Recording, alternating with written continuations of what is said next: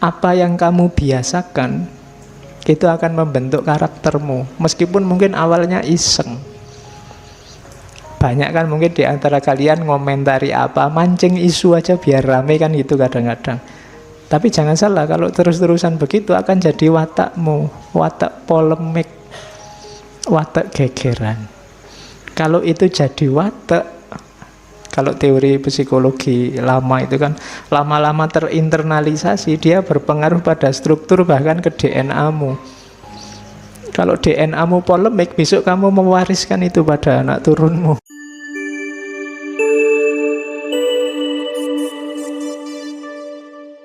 Assalamualaikum warahmatullahi wabarakatuh. Bismillahirrahmanirrahim. Alhamdulillahirabbil alamin.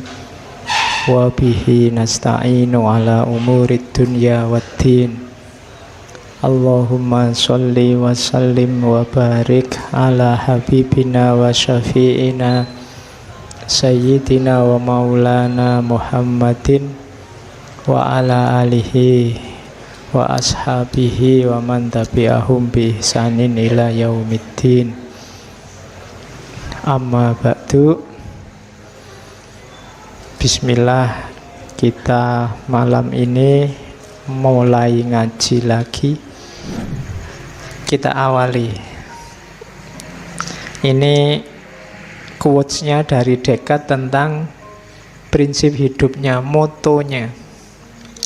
Jadi katanya Descartes, I desire to live in peace and to continue the life I have begun under the motto, to live well you must live unseen. Ini motonya, padahal dia orang terkenal, orang masyhur, tapi motonya untuk hidup dengan baik, kamu harus hidup unseen, tidak dikenal. Kalau kamu dikenal orang, susah hidupmu. Jangan salah, mungkin banyak di antara kita yang cita-citanya jadi orang terkenal. Ingat-ingatlah, terkenal itu membuatmu sumpek. Maka motonya Descartes itu, to live well you must live unseen. Must I advance. Saat aku terlindung, tertopengi, tidak ada yang tahu, aku berkembang sebagai diriku sendiri pastinya. Tapi kalau banyak orang itu kan kamu harus mencocokkan macam-macam. Mau ngaji ke sini aja kan ya harus membayangkan di sana situasinya kayak gimana. Aku harus berangkat jam berapa, pakai baju yang gimana, duduknya nanti kira-kira sebelah mana. Itu kan kamu menata macam-macam. Kenapa? Karena ada orang lain dan kamu dikenal. Apalagi di sini temanmu banyak, itu kan kamu mendadak juga, wah nanti ada dia yang cerewet, nanti ada dia yang terus kamu kan menata strategimu sendiri. Tapi kalau tidak ada yang kenal, santai saja. Hari ini 1-2 mungkin mahasiswa banyak yang kenal saya, itu kan aku jadi tidak bebas. Mbok saya maunya ke sini tuh ya pakai kaos oblong biasa saja, santai aja. Sambil sarungan kelekaran di sini ngobrol biasa, anu karepku kan ngono, tapi kan tidak bisa. Karena kalau saya gitu, besok pagi mesti masuk WA, Facebook, terus populer di mana-mana sarungnya. Iya, oke. Dan tidak dikenal itu enak. Makanya tadi ada fase di hidupnya Descartes, dia uzlah, menjauh, tidak dikenal. Bahkan nanti di beberapa buku ada yang menyebut jangan-jangan Descartes ini mata-mata. Karena bisa nyamar, bisa tidak dikenal orang. Meskipun kalau katanya Descartes sendiri, yo kepentingannya ilmu, refleksi. Bagi yang suka meditasi, suka refleksi, suka kontemplasi, gayanya Descartes bisa ditiru. Life unseen, tidak terlihat orang. Kalau kamu sedang sendirian, tidak ada orang kan kamu bebas. Mau ngapain aja boleh, mau joget-joget, mau dangdutan kan tidak apa-apa. Tapi kalau banyak orang kan kamu mikir-mikir. Itu moto. To live well you must live unseen, must I advance. Terus cuma hidup sendirian bukannya hidup tidak ngapa-ngapain atau melarikan diri. Kalau Descartes hidup berfilsafat. To live without philosophizing is in truth the same as keeping the eyes closed without attempting to open them. Hidup tanpa berfilsafat itu sebenarnya sama dengan terus-menerus menutup mata tanpa berusaha membukanya. Kamu itu punya mata, banyak hal indah di sekelilingmu, bukalah. Tapi kamu lebih milih menutup mata. Ya kalau bahasa politiknya kamu milih status quo, pingin tetap kayak gini aja biar tidak berubah-berubah. Nanti kalau aku berpikir, kalau aku bernalar macam-macam, jangan-jangan kenyamananku ini terancam. Maka orang lebih milih tidak mikir, lebih milih sudah jalan seperti biasa saja. Itu kayak orang merem kalau bahasa Jawa nih. Jadi kamu biar aman itu merem, kayak burung onta kalau dikejar musuh, biar tidak ketahuan kepalanya yang dimasukkan dalam pasir, padahal badannya besar kelihatan dari luar. Ketika kepalanya masuk dalam pasir, dia merasa aman, padahal bahaya yang sebenarnya mungkin justru mengancam. Tapi kamu tidak tahu, kamu aman. Kayak kamu nonton film horor itu loh, begitu hantunya keluar kamu kan merem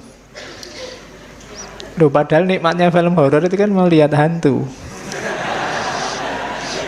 Iya, tapi kamu malah merem loh. Kalau gitu ya nonton komedi, jangan nonton horor. Tapi ketika bagian intinya kamu malah merem, kamu malah menutup mata. Maka ya ayo uzlah, tujuannya apa?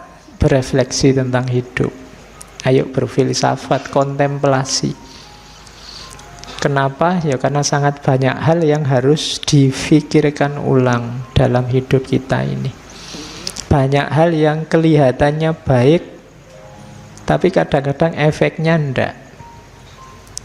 Bahkan hari-hari ini saya merekomendasi kalian kalau mau menasehati orang, coba pamit dulu. Mau enggak kamu saya nasehati?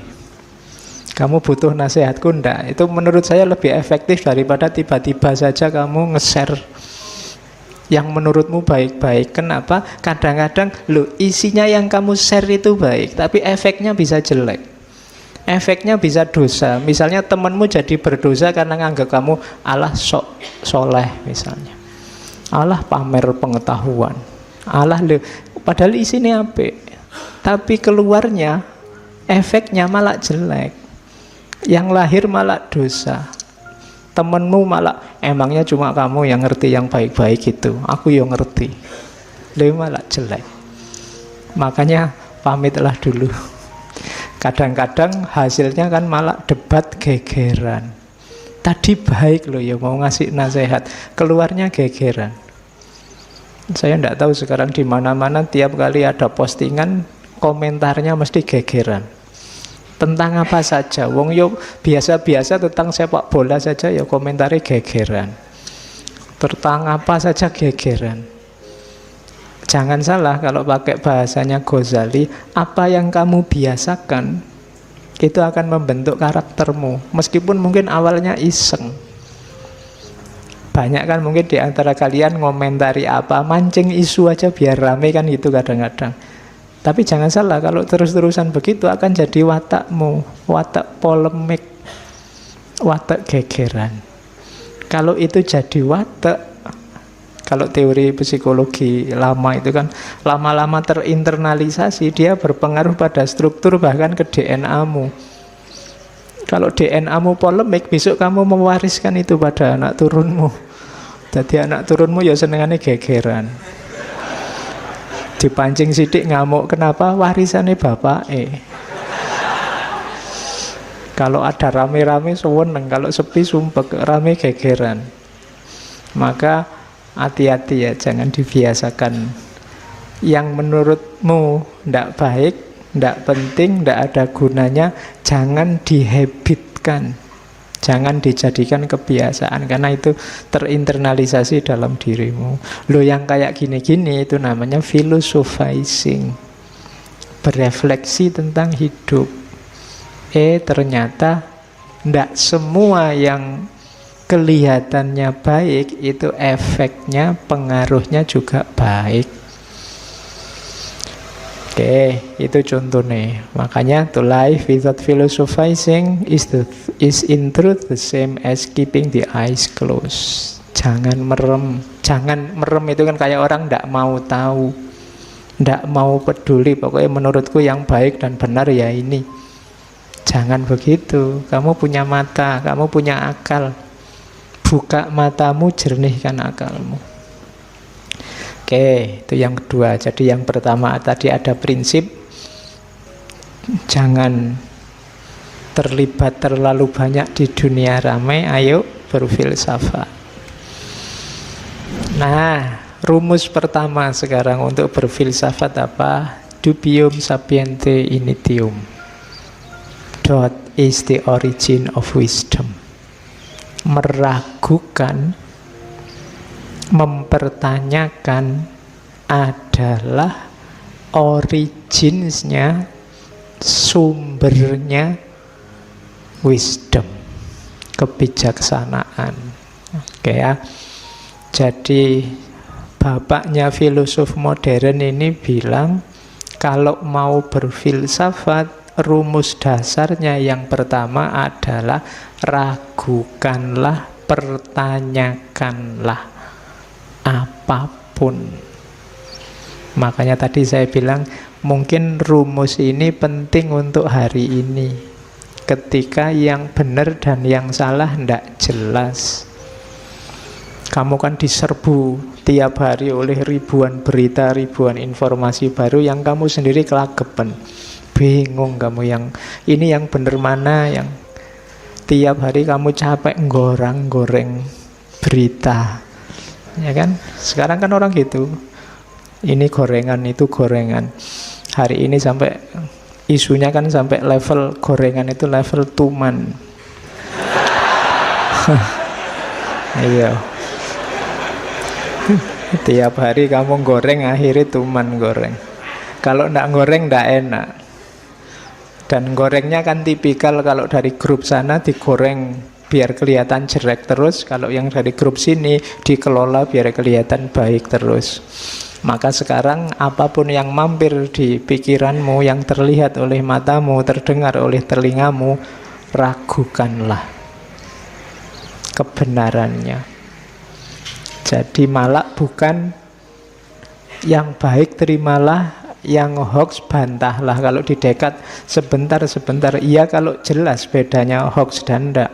Kalau kayak hari ini ndak jelas mana hoax mana tidak, maka rumus paling jitu adalah ragukan semuanya, ujilah semuanya. Jadi ini rumus pertama dari Descartes. Doubt is the origin of wisdom. Nah, ilustrasinya begini nanti dari bukunya Descartes itu. Inilah yang disebut method of doubt, nyawa teorinya Descartes. Saya bacakan ceritanya Descartes, kenapa kok harus begitu. Bayangkan, katanya Descartes, ada orang yang membawa satu keranjang penuh apel. Terus dia takut beberapa apel di keranjang itu busuk, sehingga dia ingin membuang yang busuk itu agar tidak menyebar ke apel yang lain. Katanya Descartes, apa yang akan dia lakukan? Bukankah dia akan mengeluarkan semua isi keranjang? Kalau kamu bawa apel sak keranjang dan bagimu ada beberapa apel yang busuk, cara untuk mengambil apel yang busuk gimana? Mencari yang busuk gimana? Bukankah semua isi keranjang kamu tumpahkan, terus kamu cari yang busuk? Selanjutnya, bukankah ia akan mengamati setiap apelnya, lalu mengembalikan ke dalam keranjang apel yang masih bagus dan meninggalkan apel yang busuk? Dengan cara yang sama, katanya Descartes, mereka yang belum pernah berfilsafat secara serius, memiliki beragam pandangan dalam pikirannya yang ia masukkan sejak kanak-kanak, dan pasti ia juga percaya dan menganggap beberapa pandangannya ada yang keliru. Kita kan sejak kecil dijejali mungkin jutaan informasi, kamu punya banyak sekali pendapat. Kalau saya tanya, yang ada di kepalamu itu bagus semua, benar semua, baik semua, atau ada yang jelek, ada yang tidak benar? Pasti kamu akan jawab, ya ada Pak, 1-2 yang jelek, 1-2 yang tidak benar. Berarti apa? Ya kayak apel dalam keranjang tadi. Kalau kamu berusaha memisahkan pandangan yang salah agar tidak mengacaukan pikirannya orang lain, cara terbaik yang dapat ia lakukan adalah menolak semua yang ia anggap benar sebagai belum pasti atau salah, lalu ia telaah satu-satu dan akhirnya mengambil semua yang terbukti benar dan tidak diragukan lagi. Berarti caranya apa? Kayak apel tadi, ditumpahkan semua, dipilih mana yang busuk, mana yang baik. Pikiranmu juga begitu, karena menurutmu ada beberapa yang salah, keliru, katanya Descartes. Ya sudah, tumpahkan semua sekarang. Ya tumpahkan itu bukan berarti dibuang. Pikiran bukan materi yang bisa dibuang, tapi berarti apa? Uji semua. Kenapa? Karena kayak apel busuk itu kan nular. Pikiran yang baik jejer pikiran yang jelek, itu kemungkinan besar yang tertulari yang baik jadi jelek. Isi pikiranmu bagus-bagus, tapi ada 1-2 yang rusak. Itu yang rusak ini biasanya yang mempengaruhi yang bagus. Maka sortirlah. Biar yang ada di kepala kita ini yang mantep-mantep saja, yang pasti-pasti benar saja.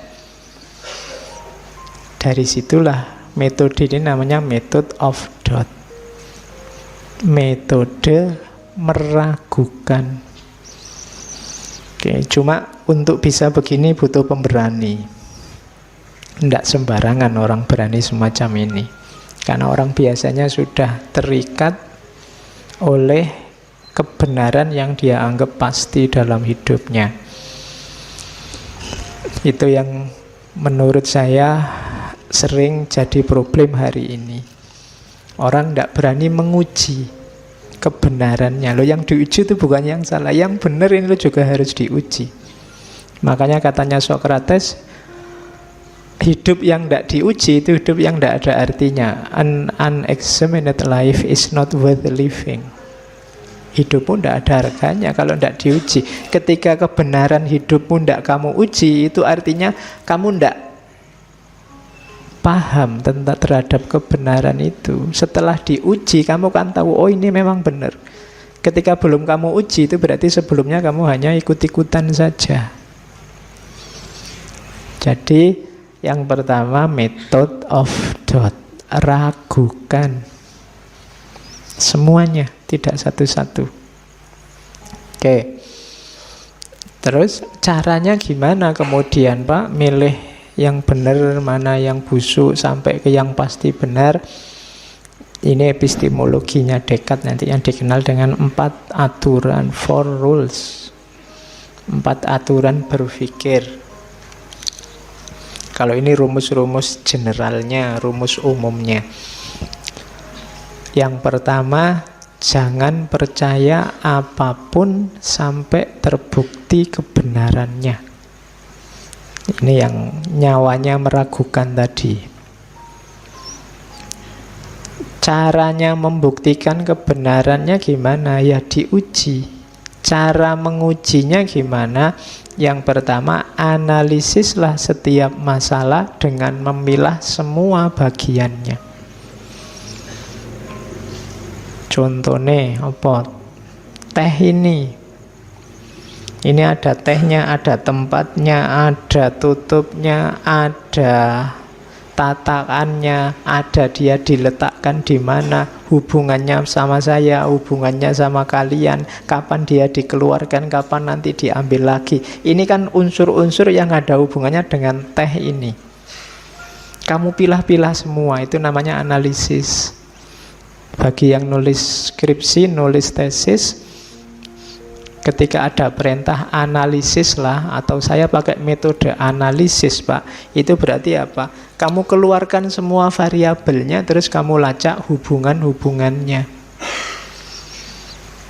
Mikrofon ini ada tatakannya, ada tiangnya, ada pendolnya, ada... Ini kan variabel-variabelnya. Ini gunanya apa, tiangnya gunanya apa, kemudian tempatnya suara gunanya apa. Ini kan unsur-unsurnya. Terus hubungannya tiang dengan tempatnya suara, tiang dengan tatakan, dan seterusnya. Itu namanya dianalisis. Ketika kamu dapat satu pernyataan misalnya, coba cek pernyataan ini tentang apa, unsurnya apa saja. Baik itu politik, budaya, sosial, ekonomi, coba cek variabel-variabelnya. Kalau sudah, lacak kemungkinan-kemungkinan dari masalah itu. Oh, ini mungkin maksudnya A. Oh, ini mungkin maksudnya B. Oh, ini mungkin maksudnya C. Ini kemungkinan-kemungkinan. Orang ini tiba-tiba jam 12 malam kok WA terus tanya sudah tidur apa belum, misalnya. Itu kan masalah. Iya. Loh, pertama analisis variabelnya. Ini yang ngirim dia, kenal baru sebulan, rumahnya jauh di sana. Terus itu dianalisis. Terus kemungkinan-kemungkinan. Yang pertama mungkin iseng, mungkin dia lagi nganggur malam-malam gini. Yang kedua mungkin dia sedang punya kuota bonus yang baru eman-eman kalau nggak dihabiskan. Yang ketiga ini kemungkinan-kemungkinan. Cari yang paling masuk akal. Jadi identifikasi kemungkinan-kemungkinan. Terus biasanya setiap masalah itu ada, katakan variabelnya banyak, selesaikan satu demi satu variabel itu. Temukan step by step yang mulai yang paling mudah sampai yang paling sukar. Oh, ini yang jelas aku kenal dia. Kemudian apakah dia senang apa enggak, itu langkah selanjutnya. Terus WA-nya ini maksudnya apa. Jadi yang paling mudah sampai yang paling sukar, diurut, selesaikan satu-satu. Jadi kalau ada masalah, cara menyelesaikannya level. Itu metode yang ditawarkan oleh Descartes. Ini nanti menginspirasi lahirnya metode ilmiah, penelitian-penelitian di dunia modern. Jadi ini basisnya nanti yang kita kenal sebagai metode ilmiah. Jadi ragukan segalanya dulu, jangan kesusu percaya, analisislah, ukur kemungkinan-kemungkinan. Ya kemungkinan-kemungkinan itu kan nanti kalau di penelitian jadi namanya hipotesis. Terus temukan step by stepnya. Ini kan nanti metode penelitian. Jadi disinilah sumbernya nanti gagasannya Descartes ini menginspirasi lahirnya filsafat modern. Oke, nah terus Descartes dengan gagasan-gagasannya nanti dikenal, memperkenalkan aliran namanya rasionalisme. Rasionalisme itu gampangnya definisinya adalah pengetahuan yang bisa dipercaya, itu pengetahuan yang sumbernya adalah rasio atau akal. Kok ndak panca indera? Kalau sebelumnya versinya Aristotelian ini realisme, sumbernya pengetahuan itu realitas, empiris, kenyataan. Tapi katanya Descartes ndak. Pengetahuan yang bisa dipercaya itu berarti layak kamu jadikan sandaran, itu sebenarnya pengetahuan rasional, pengetahuan yang dasarnya akal. Kok bukan pengetahuan empiris? Itu kritiknya pada pengetahuan empiris. Ya barang empiris itu memang nyata, bisa dilihat, bisa disentuh, bisa diukur, bisa didengar. Tapi pengetahuan empiris itu sifatnya kebanyakan dalam tanda petik itu subjektif. Jadi subjektif itu, bayangkan misalnya kamu mimpi.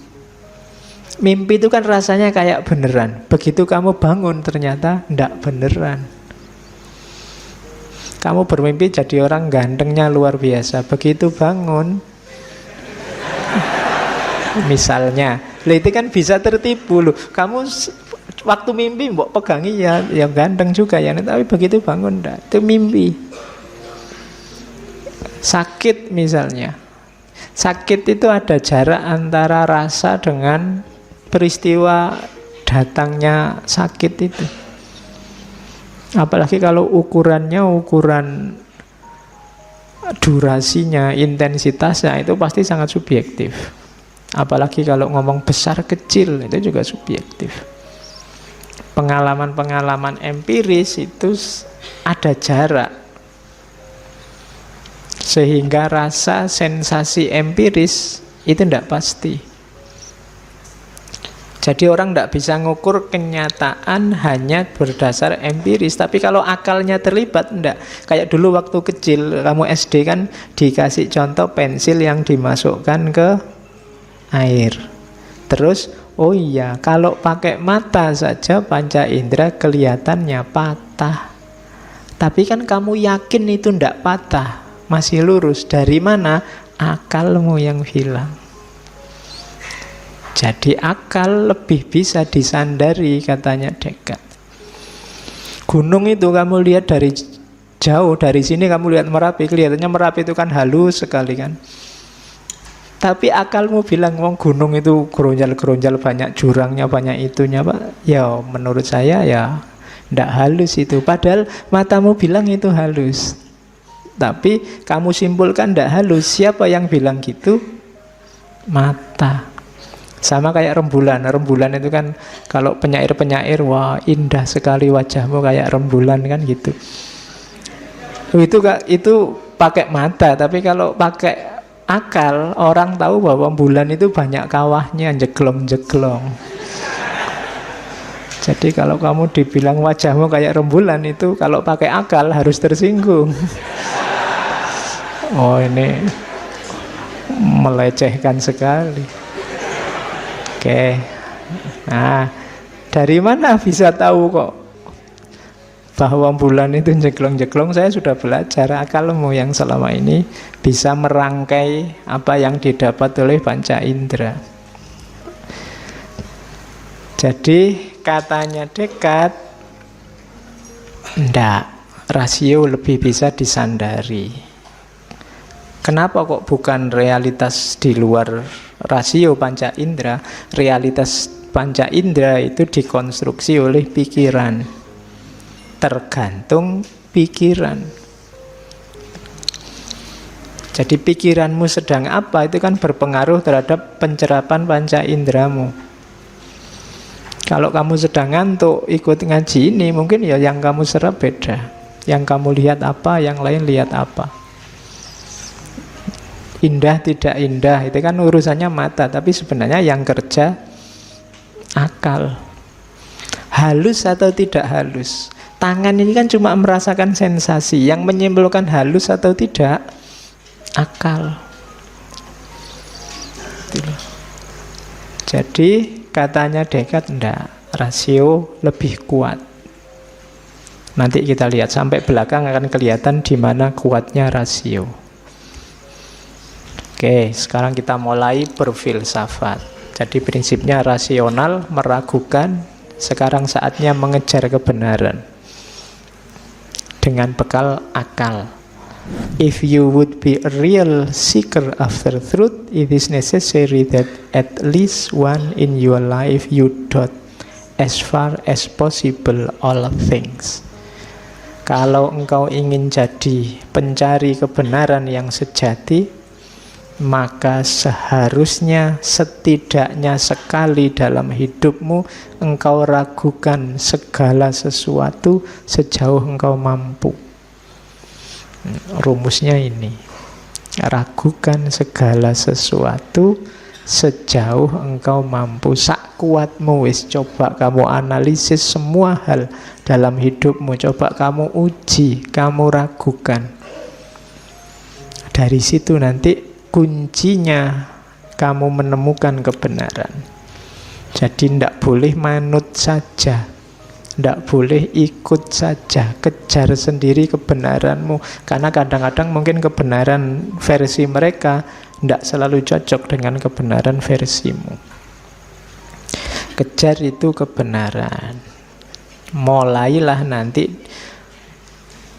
yang dilakukan oleh Descartes di tulisannya. Kalau ini argumen meditasi yang pertama dari bukunya Descartes, Dream Argument. Semuanya diragukan, termasuk paling dasar, termasuk hidup ini. Hidup ini nyata atau tidak? Yang pertama dijadikan argumen oleh Descartes adalah mimpi. Katanya Descartes, aku sering merasakan banyak hal sama persis seperti yang aku rasakan dalam mimpi. Tidak ada tanda pasti untuk membedakan mimpi atau sadar. Pertanyaannya, apa jaminannya bahwa detik ini kita tidak sedang mimpi? Toh waktu kamu mimpi kan kamu kayak biasa gini merasa, ya ini sedang ngaji, jangan-jangan ini mimpi. Itu nanti di salah satu kitabnya Ghazali ada ilustrasi itu. Jangan-jangan hidup ini mimpi. Sebagaimana kamu sadar dari mimpi terus, oh alah ternyata nangis-nangis tadi malam itu aku cuma mimpi toh. Besok jangan-jangan setelah kamu meninggal dibangkitkan, kamu baru sadar dunia yang jungkir balik kayak gini ini ternyata cuma mimpi. Itu ilustrasinya Ghazali. Kesadaranmu di alam barzah besok sama kayak kesadaranmu setelah bangun dari tidur. Nah, cuma Descartes tidak di situ, cuma concernnya apa jaminannya bahwa malam ini kita ngaji ini bukan mimpi. Sementara waktu kita mimpi kan kamu juga tidak bisa membedakan ini nyata apa mimpi. Atau jangan-jangan saya sedang mimpi ngisi ngaji padahal ini bukan aku, tapi kalian mimpi sebagai aku. Kan kadang-kadang bisa begitu. Kamu kan kadang mimpi jadi orang lain, mimpi jadi siapa, melakukan apa.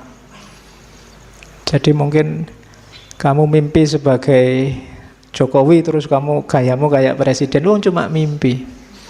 Atau jangan-jangan Jokowi sedang mimpi jadi kamu sekarang.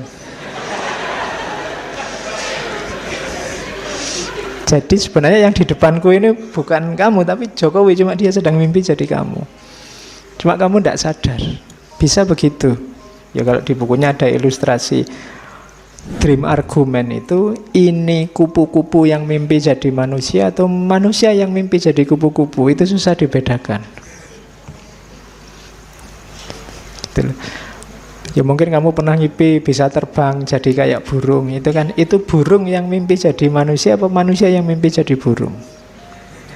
Itu susah dibedakan. Itu namanya dream argument. Mempertanyakan dasar realitas hidup ini. Jadi ternyata bahkan hidup kita yang paling nyata bisa dipertanyakan. Apa iya? Kamu sudah bela-belain tawuran, bela-belain bikin berita bohong, bela-belain capek bikin hoax setiap hari. Alah ternyata mimpi. Ternyata kita hari ini sedang mimpi, tidak serius. Nah, itu serangan pertama, serangan meditasi pertama dari René Descartes. Apa sih buktinya bahwa hidup kita ini nyata?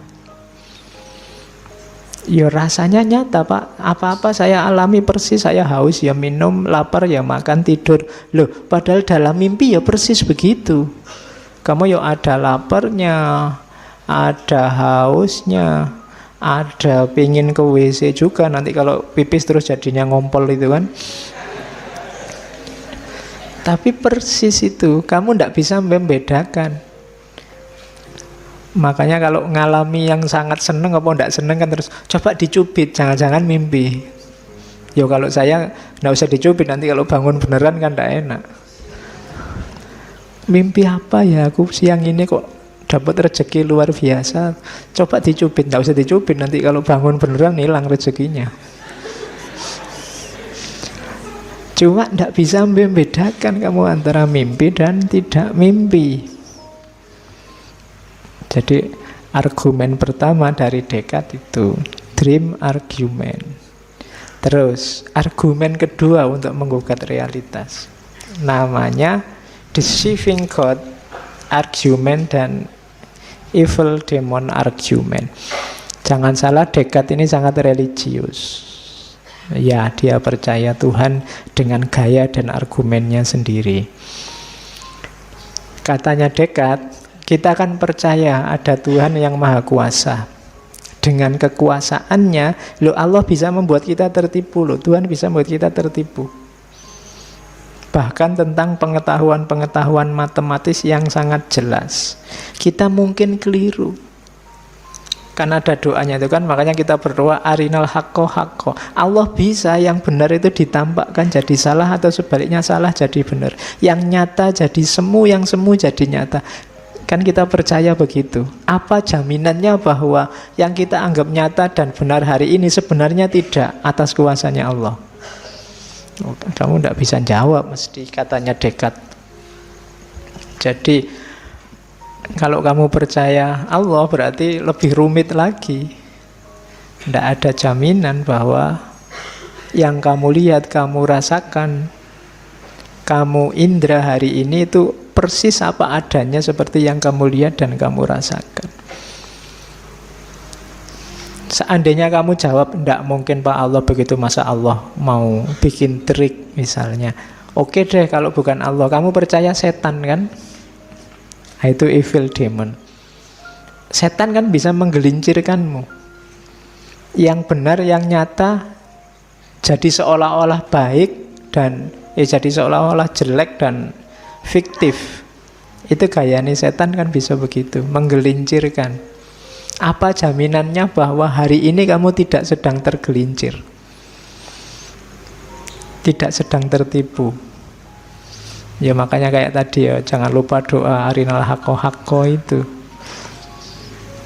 Tidak ada jaminannya. Jadi yang kamu anggap benar bisa saja salah, yang kamu anggap salah ternyata benar, mungkin saja. Kenapa? Wong Allah bisa membolak-balikkan pandanganmu. Atau kalau tidak, setan aja bisa menggelincirkanmu kok. Loh, kalau orang sedang terbolak-balik hatinya atau tergelincir kan ya pastinya dia tidak sadar, tetap merasa dirinya benar. Wong yang korupsi, yang narkoba aja bisa merasa dirinya benar kok. Dari mana? Terbolak-baliknya pandangan. Jadi tidak ada jaminan yang kamu anggap nyata pasti benar hari ini itu pasti benar. Jadi ini refleksi selanjutnya dari seorang Descartes. Ini langsung menyerang dasar kenyataan hidup kita. Makanya saya bilang tadi hanya orang-orang pemberani yang berani masuk ke ranah ini. Tapi nanti kita lihat penyelesaiannya Descartes. Oke ya. Jadi atas dasar mimpi, atas dasar keimanan kita pada Tuhan atau kepercayaan kita ada makhluk namanya setan yang menggelincirkan, paling tidak karena ada tiga ini kan, kebenaran kenyataan hidup bisa dipertanyakan. Maka katanya Descartes, kalau kita meragukan segalanya, apakah itu dunia material sama dunia spiritual, wah berarti semua tidak bisa dipercaya Pak. Iya, tapi kalau kamu sudah begitu, kamu akan sampai pada titik ada sesuatu yang bisa dipercaya, pasti. Ini paling dasar. Apa itu yang pasti bisa dipercaya? Ada kamu yang sedang meragukan. Itu pasti. Tadi kan semua kamu ragukan. Nah, ada yang pasti, kamu yang sedang meragukan ini pasti ada. Dasarnya itu. Berarti apa? Oh, sekarang kita punya landasan dari semua kebenaran tadi. Seandainya semua kita ragukan, masih ada satu hal yang pasti, yaitu kita yang sedang meragukan, kita yang sedang berpikir tentang kebenaran tadi.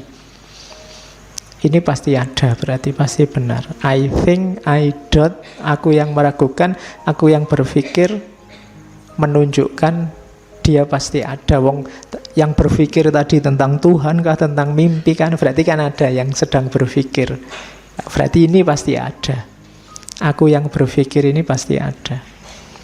Nah, karena pemikiran pasti ada, berarti aku juga pasti ada. Aku yang berpikir juga ada.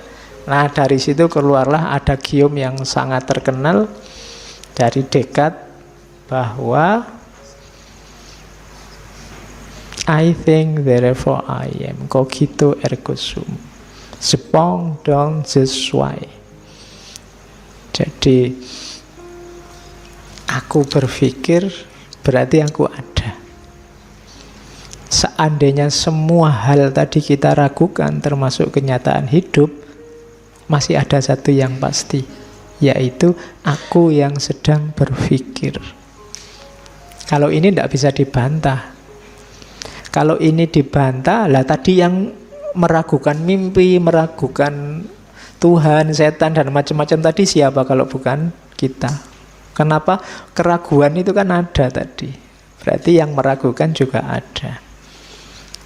Jadi aku berpikir, maka aku ada. Jadi awal mulanya di situ. Jadi ini dasar refleksi. Ini titik awal, bukan puncaknya. Titik awal untuk berefleksi berarti I think dan I doubt. Aku berpikir dan aku yang meragukan. Terus, nah, dari situ nanti muncul turunannya. Jangan salah, aku berpikir maka aku ada. Itu nanti masih ada selanjutnya, efeknya, kesimpulan logis selanjutnya dari aku yang berpikir. Oke. Pertanyaannya selanjutnya kan, dari mana kok tiba-tiba ada aku yang berpikir? Asal-usulnya kok aku bisa berpikir tadi dari mana? Kemampuan berpikir itu dari mana? Pertanyaannya kan itu. Jawabannya Descartes. Disitulah nanti ada namanya innate ideas. Kita itu lahir, di kepala kita ada gagasan-gagasan bawaan. Jadi kita lahir itu ndak blank. Ada kemampuan-kemampuan, ide-ide bawaan, antara lain bahwa kita bisa berpikir. Jadi manusia itu kan pasti dia bisa berpikir, itu bawaan sudah. Tidak harus kuliah filsafat, tidak harus kuliah logika, nggak harus belajar ilmu mantek. Manusia yang waras itu pasti bisa berpikir.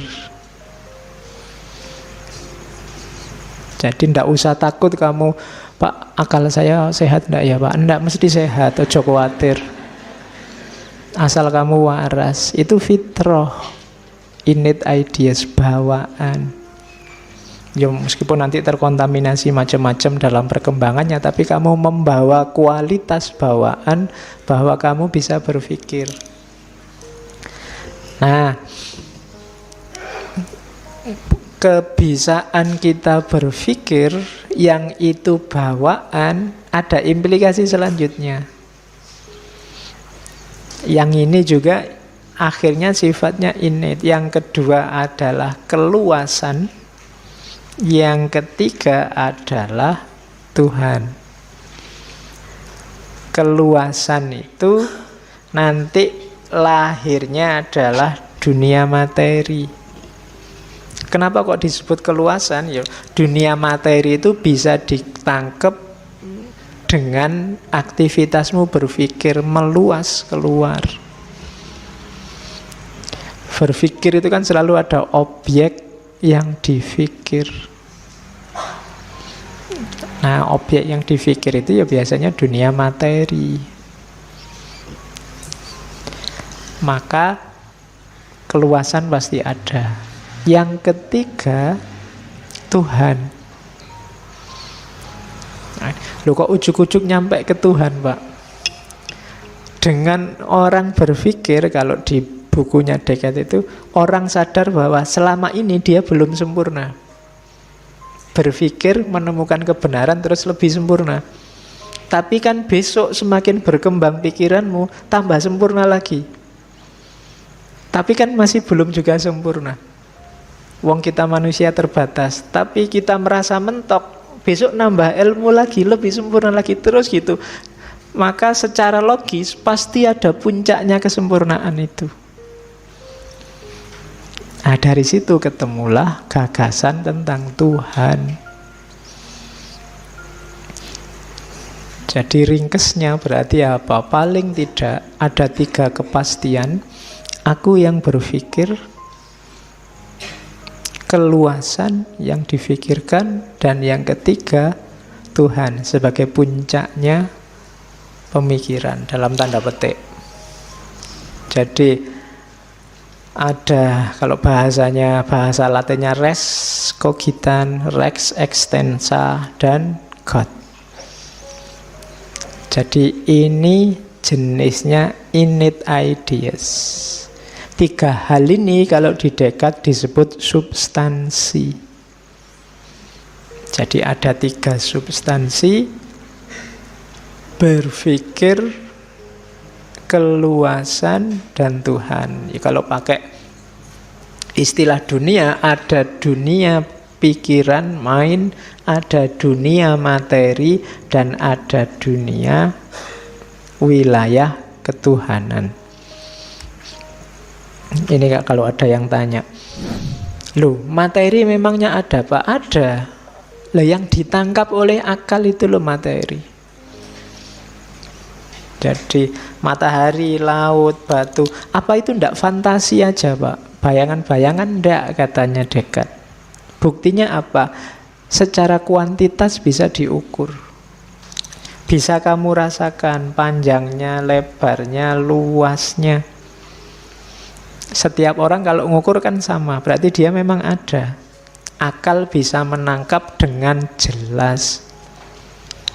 Meja ini tingginya sekitar 0,5 meter misalnya. Nah, itu kan saya yang ngukuri 0,5 meter, kamu juga 0,5 meter, berarti memang dia ada. Kalau imajinasi kan mungkin yang ada di kepalaku sama kepalamu beda. Wah, meja ini eksotis sekali Pak, wujudnya kayak lain, itu kan kamu bisa ngarang. Tapi enggak, kalau saya ngomong kuantitas, itu sama kita. Meja ini ditutup oleh taplak warnanya hijau, itu kan sama. Kecuali yang buta warna nanti dianggap biru. Kan ada yang kebolak-balik biru sama hijau. Oke, itu nguatiri kalau pemilu. Maunya maunya nyoblos warna hijau, kenanya warna biru nanti. Oke, secara kuantitas itu kita sama. Berarti ada. Kuantitas itu kan bisa diukur, besarnya, luasnya, warnanya. Oh, berarti realitas itu tidak diragukan lagi, mantep ada. Dari mana kesimpulan itu? Ya pikiran yang menyimpulkan. Kuncinya tadi kan semua di pikiran, makanya disebut rasionalisme. Berarti aku berpikir itu pasti, realitas juga pasti. Nah, jadi argumennya ini, argumen kuantitas. Kalau realitas, ada lagi satu lagi yang pasti, Tuhan.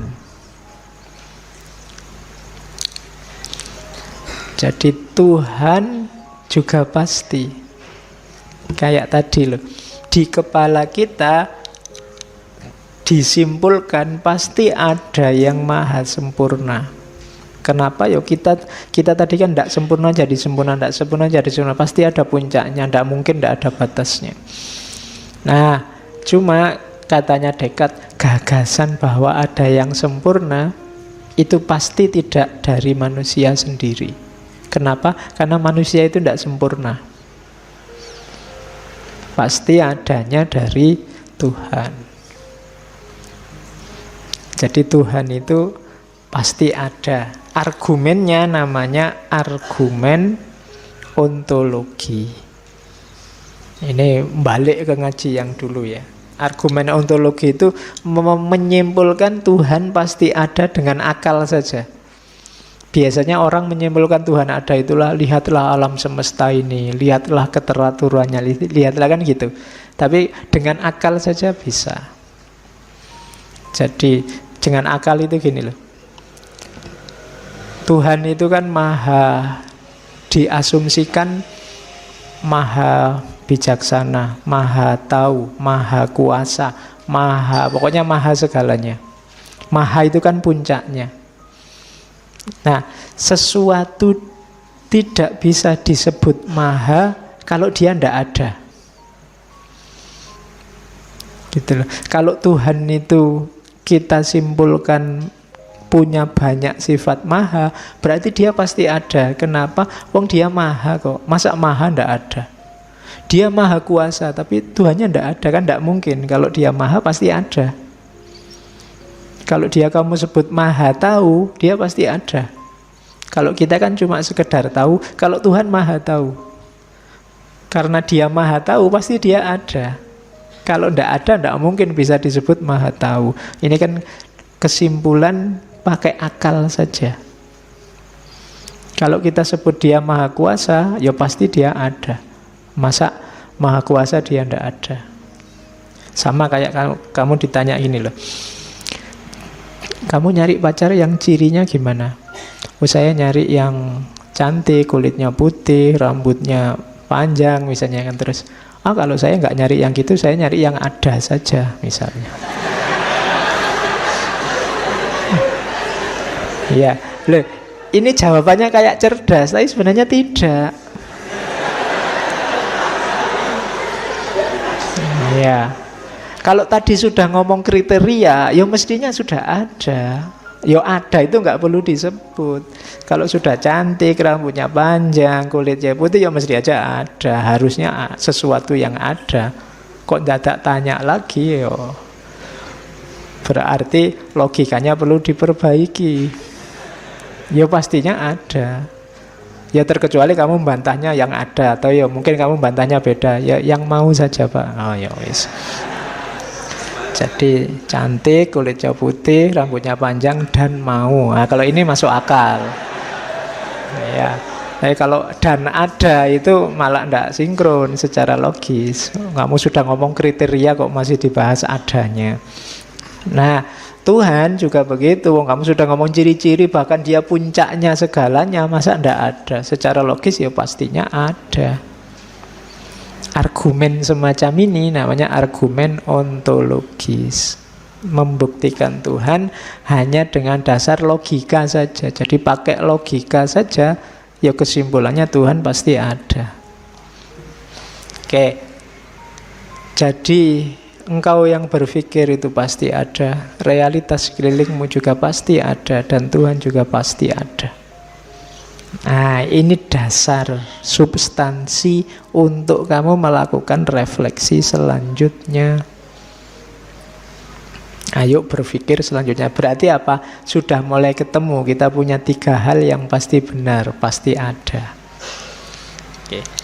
Ini cara berpikir filosofis itu begitu. Dirinci sampai paling dasar, kemudian dicari unsurnya satu-satu, diuji benar sampai pasti yakin benar. Baru melangkah ke jenjang selanjutnya.